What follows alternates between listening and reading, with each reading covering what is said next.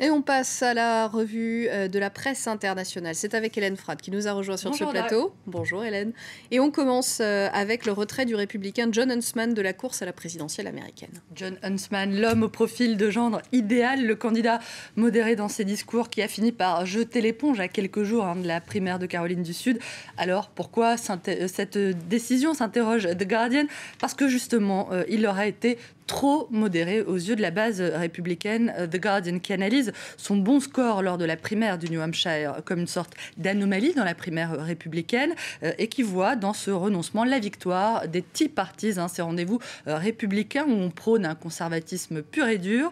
Huntsman n'aurait pas compris que le gouvernement de Barack Obama allait finalement cliver l'opinion américaine et renforcer l'aile droite des républicains, l'ex-candidat qui a d'ailleurs annoncé qu'il allait se ranger aux côtés de Mitt Romney dont le discours est beaucoup plus musclé. Et le New York Times s'intéresse pour sa part au rôle des PAC dans cette campagne. Les PAC, ce sont ces comités de soutien chargés de rassembler des fonds. Les PAC qui n'ont plus pour cette campagne de plafond, c'est une décision qui a été prise par la Cour suprême américaine, ce qui signifie que n'importe qui ou n'importe quelle organisation peut contribuer à une hauteur illimitée à la campagne. Bref, dépenser sans compter, ce qui a d'ailleurs valu à ces comités d'être rebaptisés Super PAC.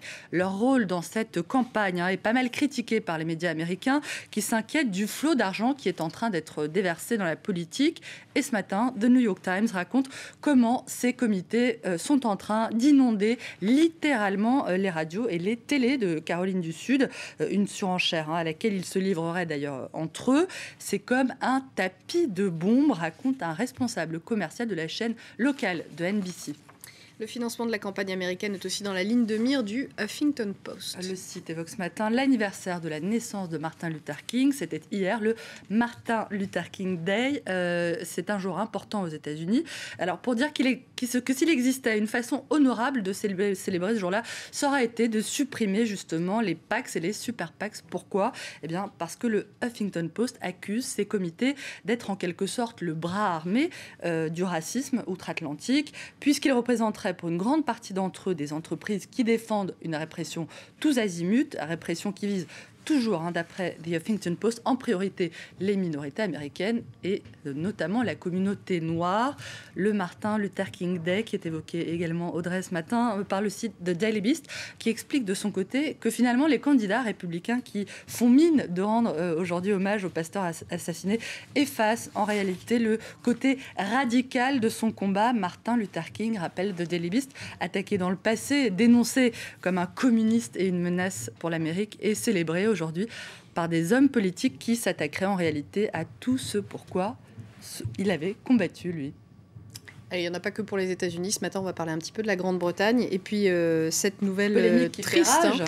Oui, sur l'opportunité ou non d'offrir un yacht à la reine Elisabeth. Elle n'aura pas le droit à son yacht. Un petit cadeau à 90 millions de livres pour fêter comme il se doit ses 60 ans de règne. Le problème, c'est que la crise est passée par là avec cette proposition qui a été faite par le gouvernement, qui est soutenu mordicus par David Cameron, qui dit que ce cadeau sera financé non pas par de l'argent public, mais par des dons privés. Bref, cette proposition est loin de plaire à tout le monde, et notamment au Guardian, qui invoque ce matin à la fois Marie-Antoinette et Lady Thatcher, et écrit que cette affaire est bien la preuve que le Parti conservateur a peu changé en réalité depuis la fin du règne de la Dame de Fer. Alors, The Guardian se déride un peu, il propose d'autres idées de cadeaux. Alors, pourquoi pas un petit chien de race, 450 livres tout de même, ou une petite bague de pied ornée d'un joli petit diamant plus raisonnable, 15 livres 99, ou pourquoi pas, c'est sans doute encore mieux, une belle maquette de son ancienne yacht, 14 livres 95, petit drapeau inclus.